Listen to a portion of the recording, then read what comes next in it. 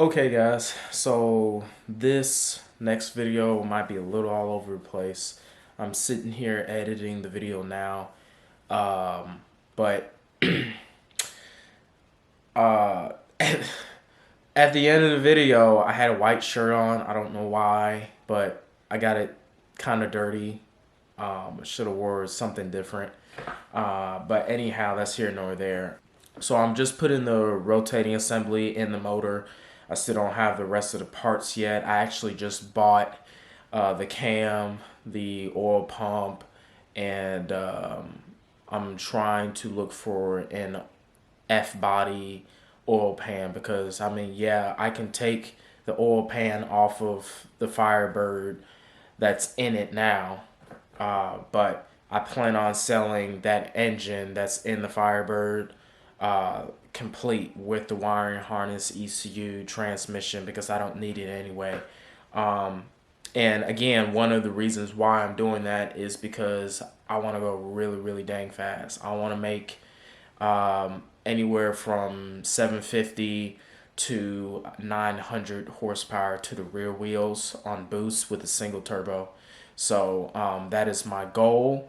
I told you that I was going boosted and I was going turbo, but I didn't tell you how much horsepower I want to make to the rear wheels.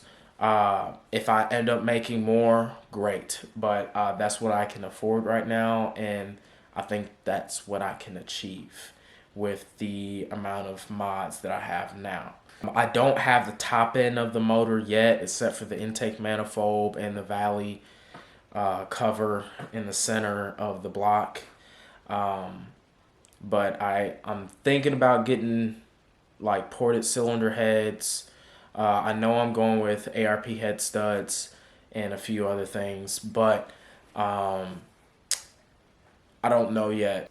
If I end up keeping my cylinder heads, I'm probably going to mill them or something and valve angle or whatever you call it, and push a little bit more power out of those stock flowing heads, because the 862s, I believe, cylinder heads flow okay, but like you can port them, but you're only going to make maybe 15 more horsepower out of those cylinder heads, and they're not as good as like 243s from the factory that make 25 or so off of just no porting, nothing.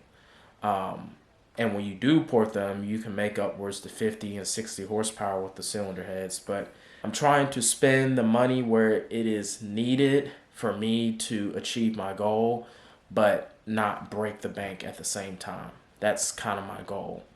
I am going to spend a lot of money anyways, but I don't want to spend thousands upon thousands upon thousands of dollars on just the motor. That's just insane.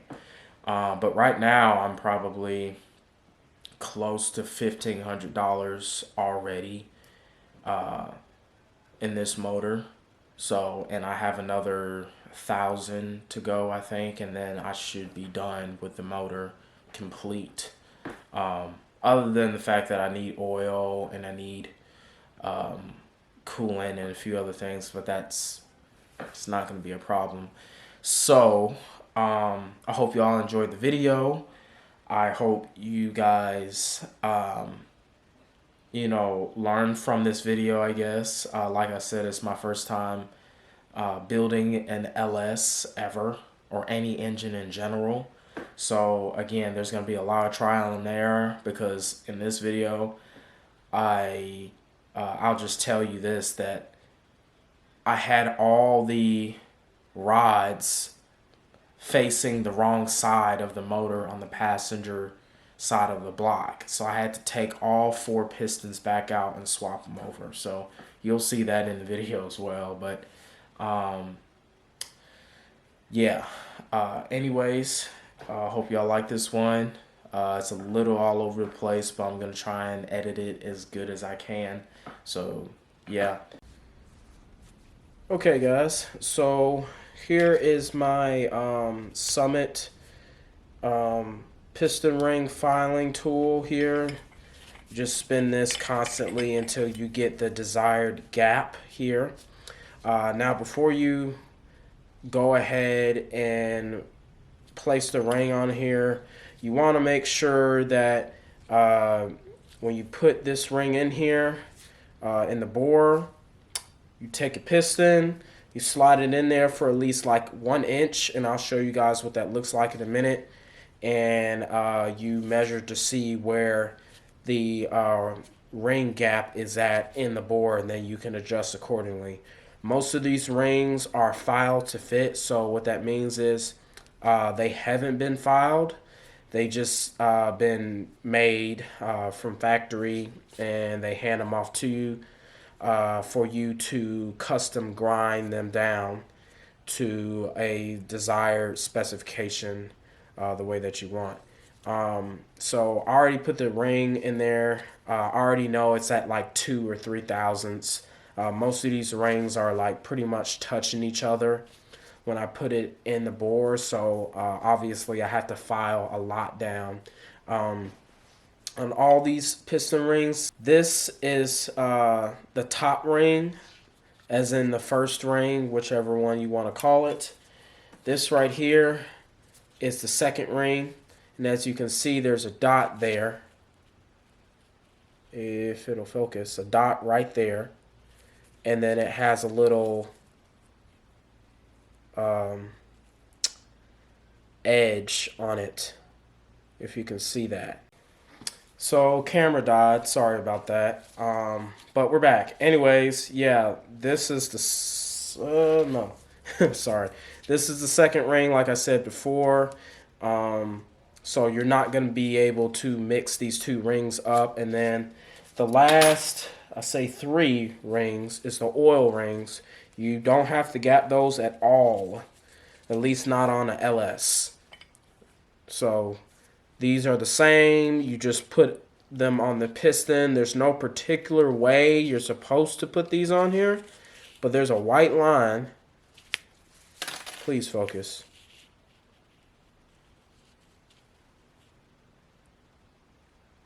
Anyways, there's a white line on these black rings. They're really tiny. One goes on the top and one goes on the bottom. In between, there is another oil ring. So this is this little gold or bronze, whatever you want to, whatever it is.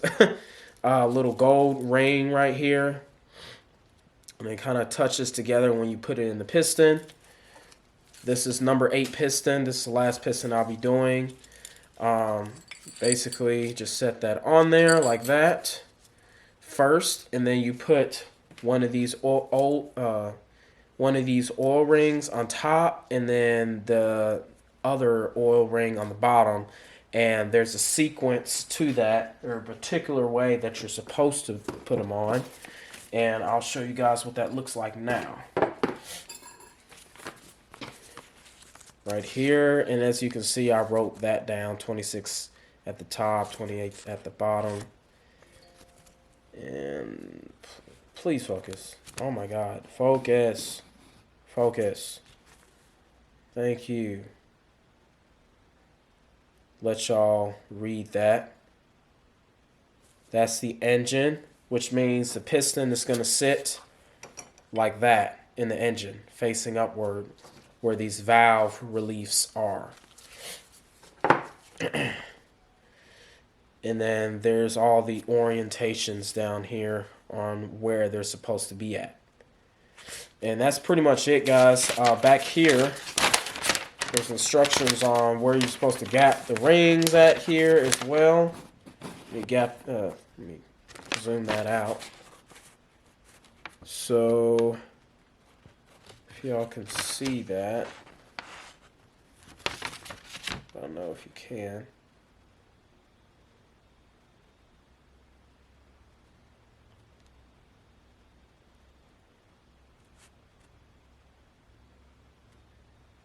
Yep. So follow those instructions. You can gap a little bit bigger if you want to. just so you're at peace of mind whenever these rings heat up. They actually heat up like this, and then they almost butt together, and but not touch, because you've gapped the rings at a certain specification, and no matter what you put to that motor, whether it's 1,000 horsepower, 1,500 horsepower, it's never really gonna butt together because the gap is so far. So let's get started. You only want to grind down the side that you're going to be gapping. You don't want to ever grind both sides because you're going to have an incorrect measurement or whatever. Close. It's close. You want to basically touch this ring on the filer here. You basically want to spin this whole thing around as many times as you can.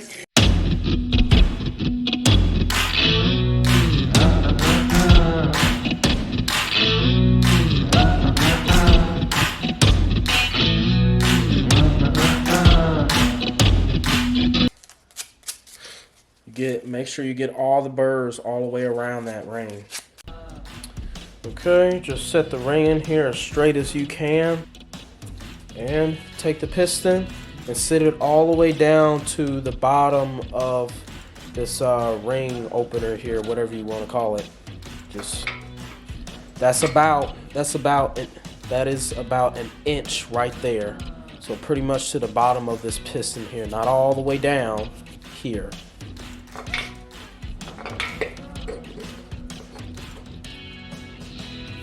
Get it as flat as you can to the deck of the block like that.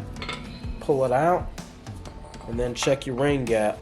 Now obviously this is not 26 thousandths on this first ring. I just basically take the feeler gauge and ride on the side of it and swing down to where the gap is. And obviously it's not pushing all the way down. My hands are in the way so you can't really see, but it's probably 14 thousandths. Nope, it's not even 14.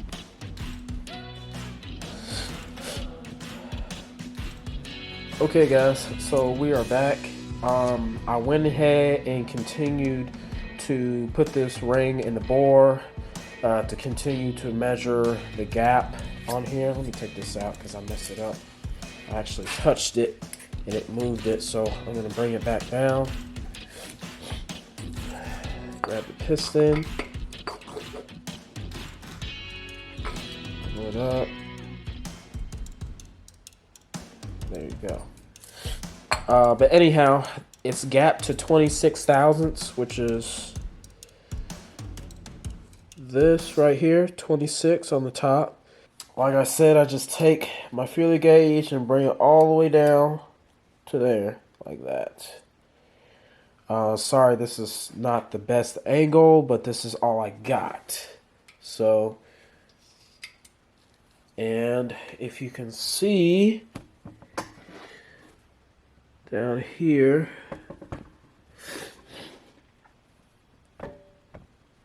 right about there is where I have a little bit of room, so it's gapped to 26 thousandths. It's maybe a little bit over, maybe 27 thousandths, but I think it will be fine.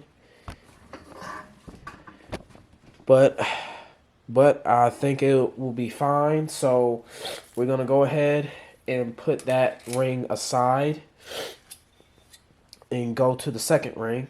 The second ring doesn't take that long. It's pretty fast, to be honest with you.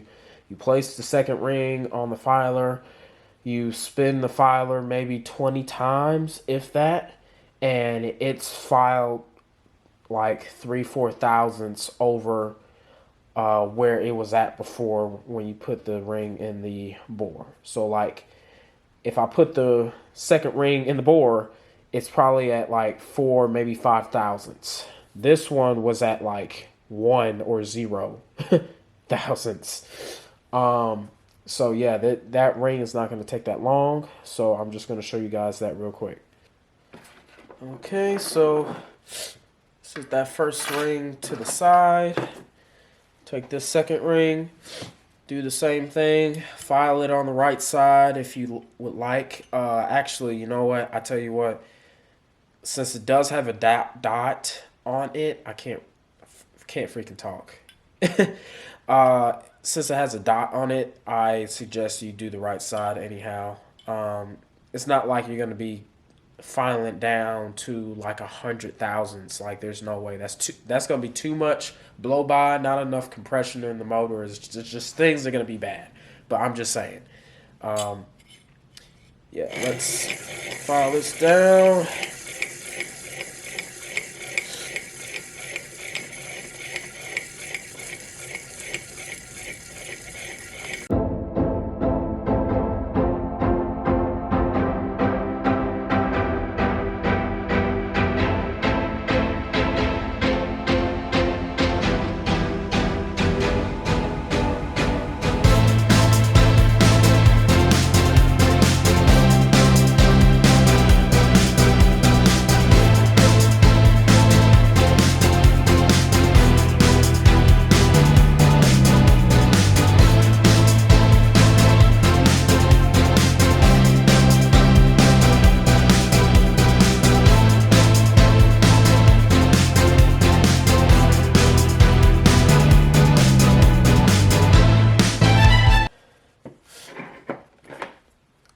So this is the Gen 4 rod here. It has a little bit of surface rust. I'm going to take that off with some sandpaper or something.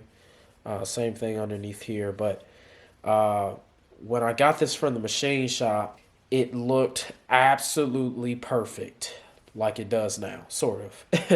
I broke the bolts loose, so I can take these off. Yeah, they looked absolutely mint. They looked like they were like came from the factory. They did a phenomenal job. Before, this rod was just completely black and filled with like oil and stuff like that. But when it goes back into the engine, it's gonna go back to the way it was when I first got it. Only it will be cleaner. So yeah, I'm gonna put some gloves on here again because it's about to get really, really messy. Really messy.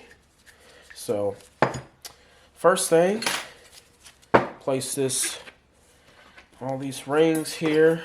I'm gonna go ahead and put the ring on first, the oil ring. It doesn't really matter where you put it, to be honest with you. I'm gonna put it like this, like I did with all the other pistons. The same way, like that. There's no real orientation for this specific oil ring. But there is with these. So, where is my thing? Okay, so the bottom ring will be facing the 11 o'clock position. So you just place this on here underneath the gold oil ring. Like that. Make sure it's in the right position. Now, if it's offset or something, you can obviously spin it around and get it to where it's supposed to be. And then the next oil ring goes on like that.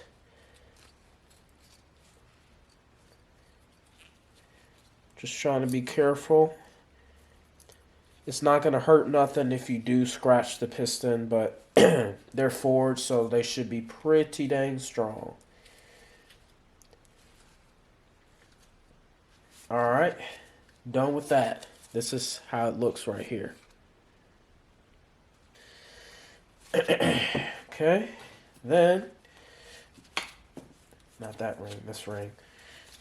What I would do, because I see other guys using tools to put these rings on, and they can snap if you put enough tension on them, and I don't want that. So what I'm going to do is just simply roll it around the piston like I've been doing with the other ones, and put them on. So that seemed to have worked for me. So I place it in the groove here like that, if y'all can see that. And then I simply spin it around carefully and carefully just press this thing down. And I got my gloves stuck on that. But this second ring is really, really, really tight. Like, it's insanely tight. It's also thicker too. But it's on there. And you're going to spin that to the second ring to the, what is this, the 9 o'clock position here. As you can see, you see that gap there on the edge. That's how it's supposed to sit. And then the first ring, which is the top one, we're going to sit that on the opposite side. So you basically want all these rings, ring gaps to be away from each other, not next to each other, because you're going to get a lot of blow by and not enough compression, and all kinds of crazy stuff is going to happen. So another thing too on the second ring is, I told you guys about that groove earlier. That groove is to scrape all that oil that's coming up towards the top of the bore, close to the top of the bore, at least all the way up to about here. That's where the oil is going to be. Probably about at the first ring here. It's going to probably be about there.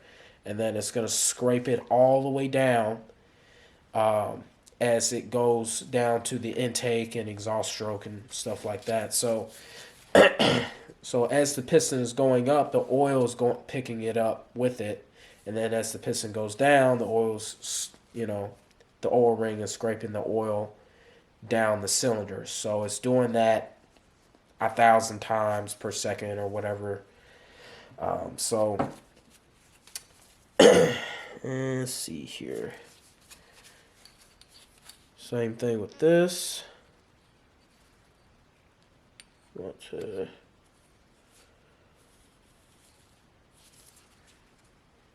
like that, swinging around. Okay, like that.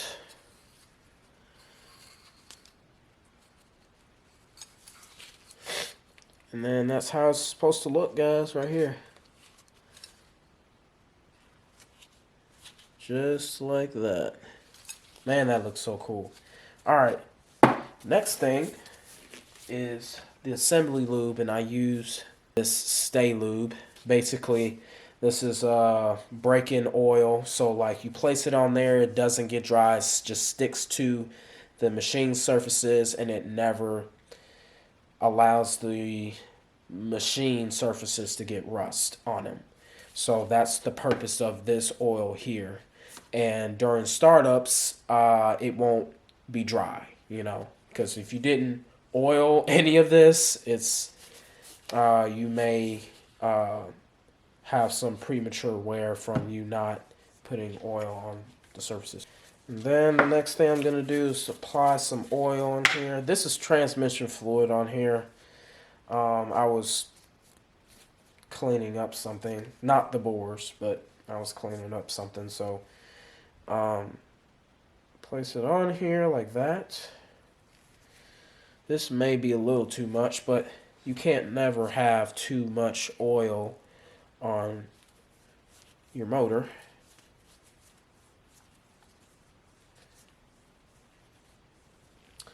Basically like that. Set this off to the side. Now, that dot here, this is a Gen 4 rod right here, and this can actually take more power and more torque.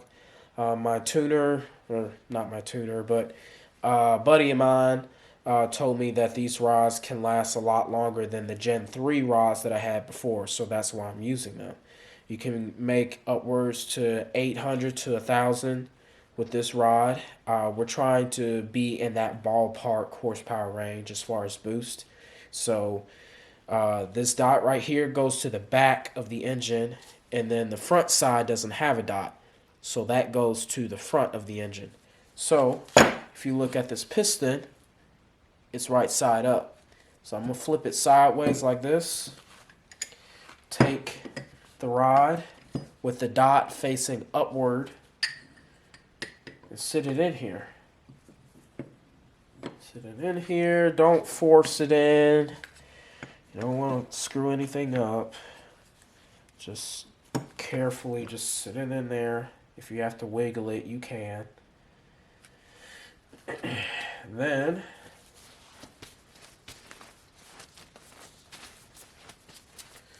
go ahead, take these little I'll call them C-clips. I can't remember what they're called because they look like a C, basically, with a gap in it. Anyways, you place those on the piston thing right here, this indentation here.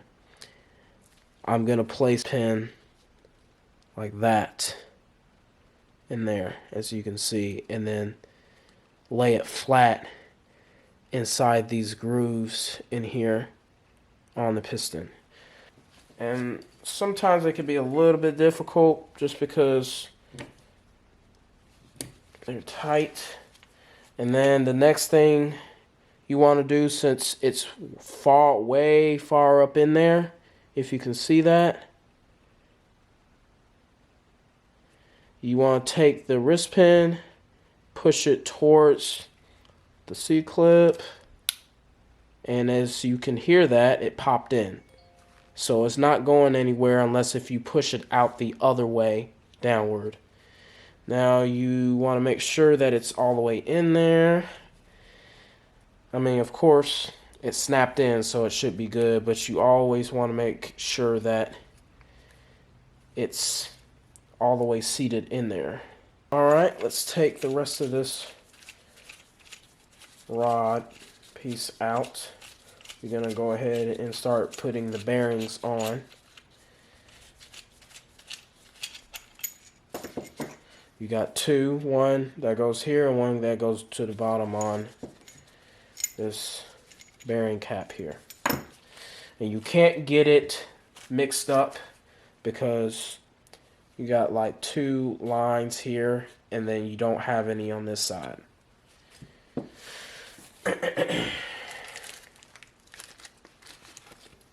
Make sure that they're clean.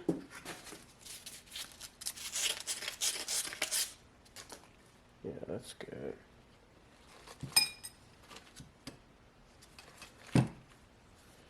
Okay. Place this.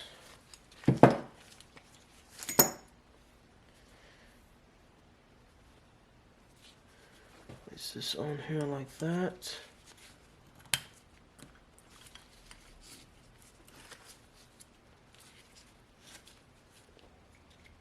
Make sure these the rod cap and the rods themselves where the bearings seat are super clean and dry, because you don't want to ever put oil on there, or you will spin this rod bearing on the crank and ruin the rod and the crank. Nobody wants that. Place this oil on here.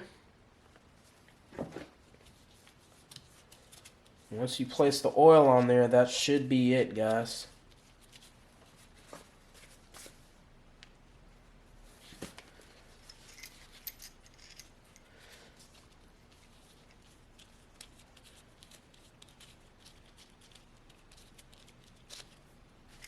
Okay. Maybe a little bit more here. Okay guys, so I got all the main cap bearings on with assembly lube right here that I have. They're all on, and I'm going to kind of show you how to put bearings on the block here, since they're already on the caps. It's pretty much the same principle. Right here you have this little I can pick it up one hand. This little indentation or whatever right here, they do have one on both sides, but it doesn't matter which side you put the bearing on as long as they're flush and lined up across from the main cap here. As you can see, one is not taller than the other. So I also cleaned the factory head bolts here. Not head bolts, but just bolts. When you get to the thrust bearing, this is what it'll look like. You put the assembly lube on the side, on the top, and then the other side. Make sure before you put these bearings on that you clean the actual main cap behind the bearing here. You make sure it's super clean and not filled with dirt or rust or anything like that. Get yourself some sandpaper here. This is a little bit rougher, but I use one of these that were a little bit softer so it doesn't scratch into the metal. I think it'll be fine if you do use that, but I just wanted to not screw that up. But same principle with the rest of these main caps here. They're all marked from 1, that's all the way down there, all the way to 5. The 5 goes in the opposite direction towards the crankshaft.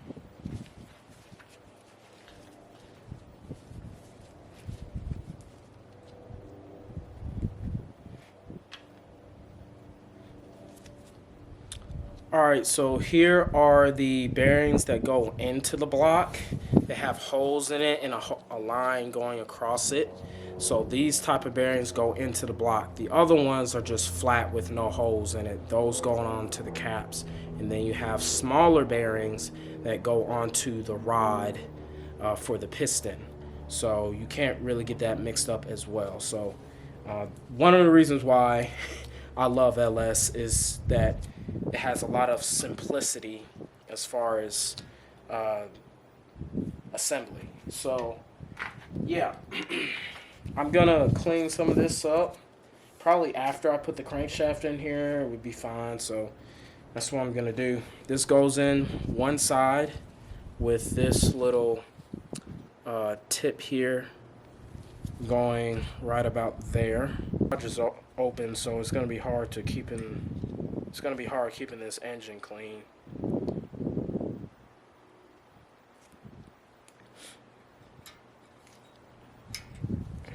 Just like that.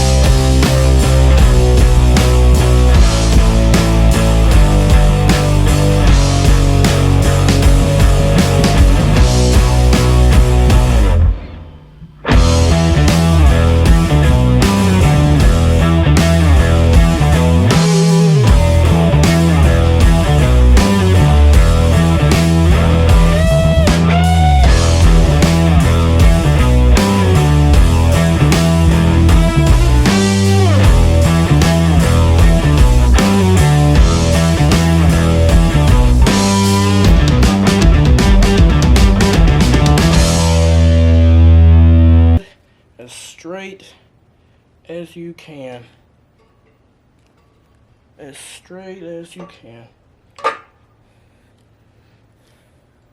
There we go. You need to be able to put the caps on, torque them to sequence. Okay guys, so I'm gonna set these in here like so, like that. Put them on hand tight. There's 2 right here. There we go.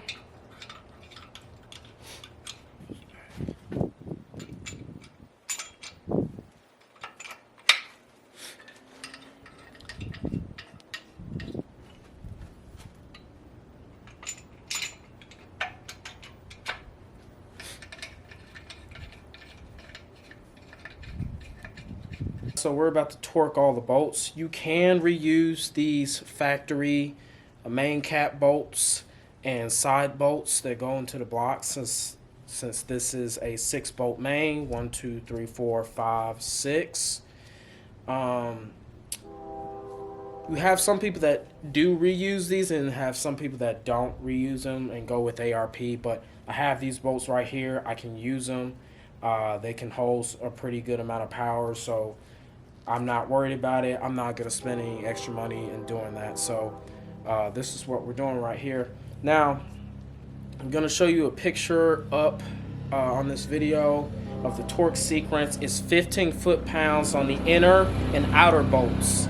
And then on the side bolts, it's 18 foot-pounds. When you finish that first pass right here, it's still 15 foot-pounds, but 80 degrees after that. I already have a tool for that, as you can see. If it can focus. I don't know if it's focusing or not. But yeah, you just take this end here, this little clamp here, sit it on a bolt or something like that, and then put your torque wrench on here, set it to 15 foot-pounds, put your socket on the other side, and, you know, turn it all the way to about 80 degrees. And if you see right here, this is 0. And if you turn it and go all the way to about here, that's 80 degrees.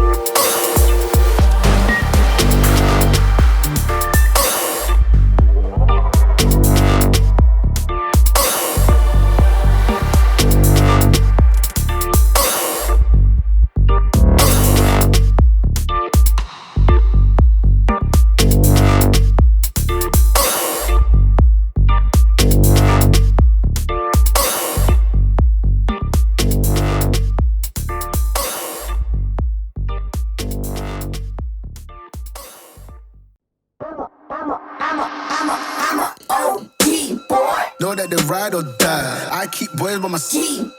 Know that they ride or die. I keep boys by my side. Day we hustle, but the night we Know that they ride or die. Know that they ride or die. I keep boys by my side. Know that they ride or die. I keep boys by my side. day we hustle, but the night we Boys by my side. Know that they ride or die. My name came up a lot of sounds. not around. Certain people that I know, they ain't no longer about. My name came up a lot, it sounds more when I was not around.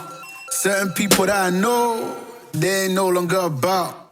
My name came up a lot, it sounds more when I was not around. Certain people that I know, they ain't no longer about. My name came up a lot, it sounds more when I was not around. Certain people that I know, they ain't no longer about.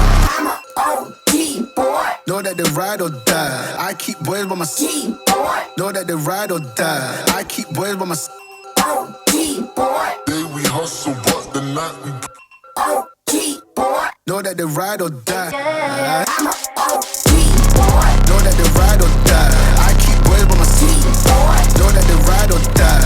I keep boys by my G boy. day we hustle, but OG boy. Know that they ride or die. Cold, these brothers my guys. Know that they fly. Know that they fly. Know that they ride or die. Cold, these brothers my guys. Know that they fly. Know that they fly. Know that they ride or die. CJ Ike, they ain't no longer about. They ain't no longer about. They ain't no longer about. CJ Ike, they ain't no longer about.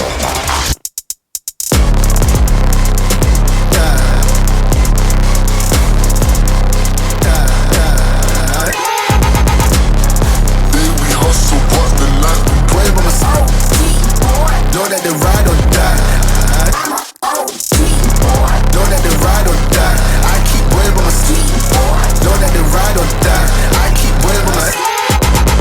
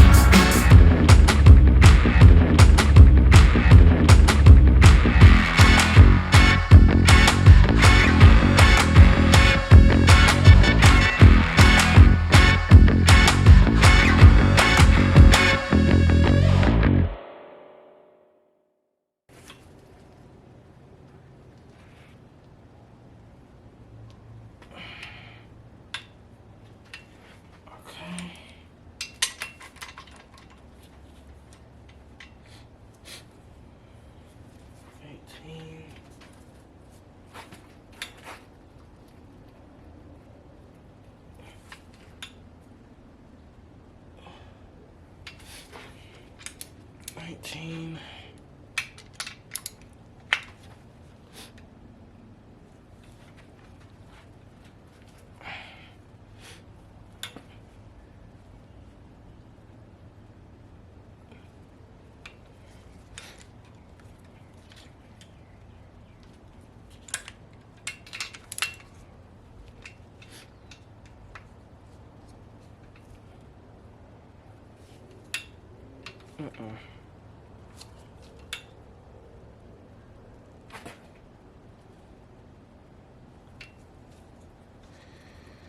What you want to do is tap this crankshaft on both sides to set the thrust bearing in there. So just give it one good whack.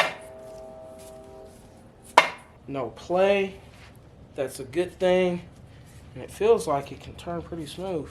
Yep. There we go, guys.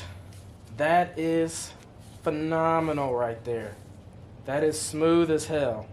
I'm gonna do these side bolts next, but if your crankshaft is not spinning smoothly or it has a lot of play on the crankshaft, then you did something wrong, or you may have to take it back to the machine shop because they didn't measure it the right way, or whatever the case may be. But yeah, anyways, put these bolts in.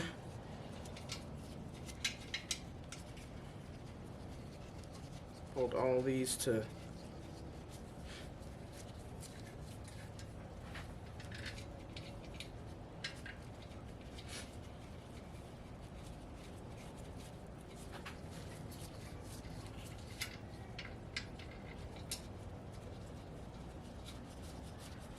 and there's also a sequence to these bolts as well, like I said earlier.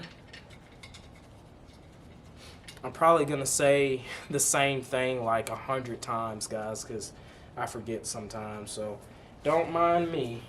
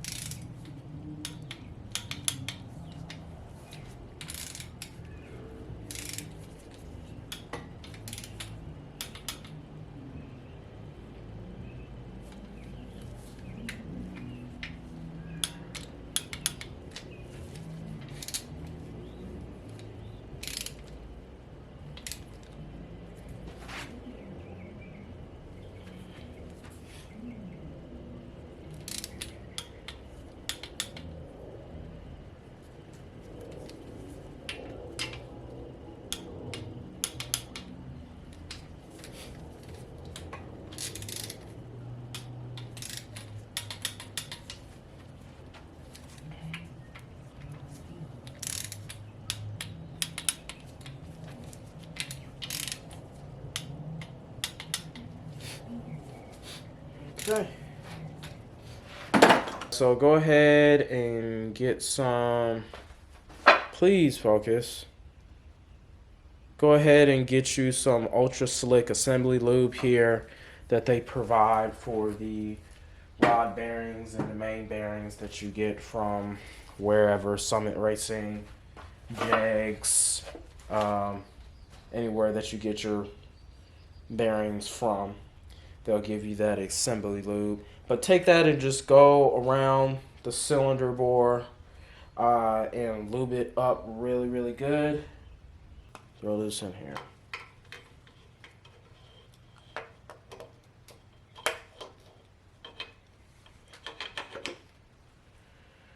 Okay.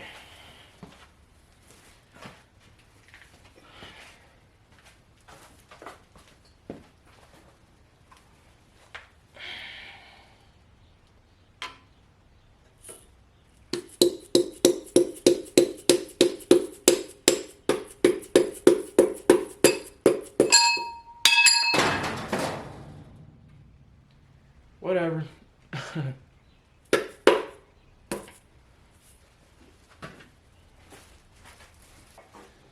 And that's how you put the piston in. This is similar to 8, like I said before, and it's sitting at almost top dead center. Yeah, and basically you just throw the other pistons in the same way, and you're pretty much done on that part. And everything else is much easier from there, because this is the most annoying part, in my opinion. Gap the rings, make sure that the ring gap is perfect. Make sure when you butt the rings together that they're pretty much almost flat to each other. Then you got to put the wrist pins in. Make sure you lube those up good and put the locking ring or whatever in there. Make sure the dot on the rod is on the back. Put the loop. It's just a whole process. So from there, it should be easy for you guys to put the rest of the motor together. Okay, guys, this is what I mean by trial and error.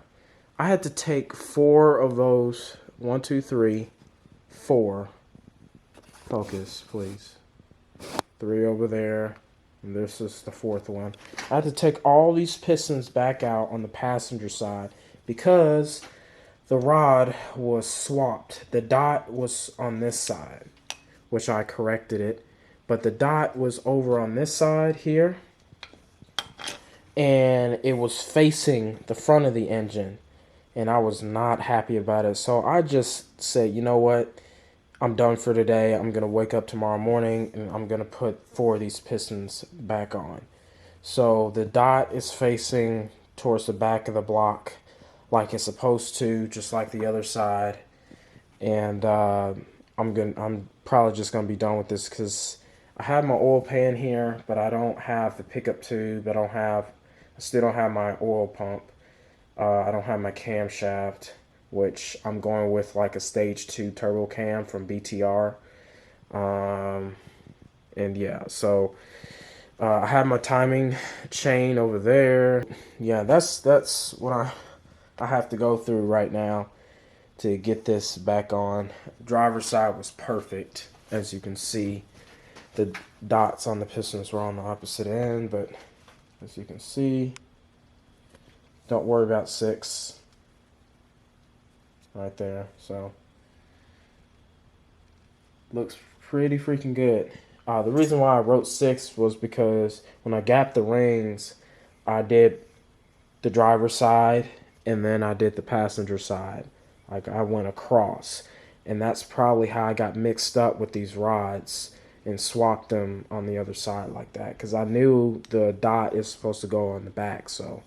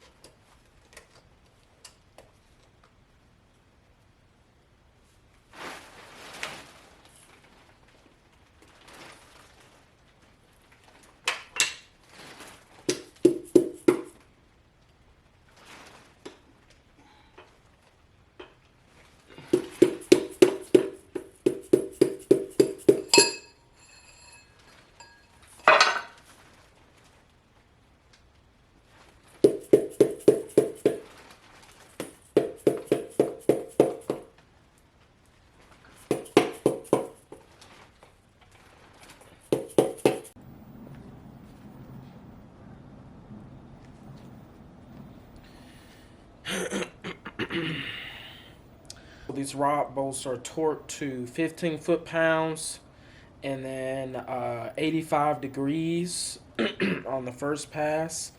And then I think the second pass is somewhere between 50 or 40 degrees. I gotta double check that, but we're gonna start with the cylinder 1, 2, and then all the way down.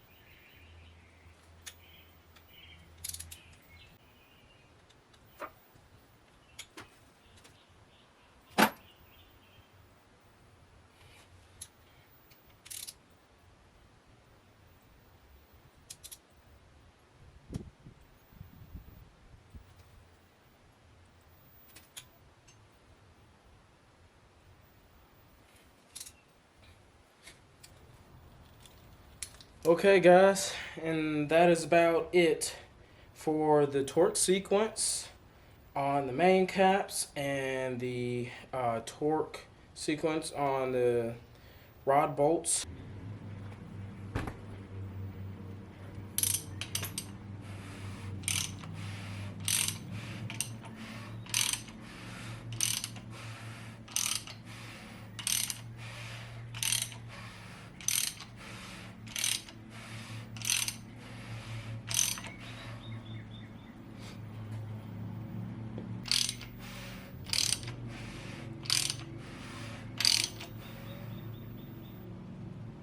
If y'all like this video, hit that like button and subscribe to my channel. More of this coming soon. I might have some other videos that I want to make for you guys, just to keep the channel more interesting. I just don't post on YouTube as much as I used to in the past for various of reasons, but again, I hope you guys like this video.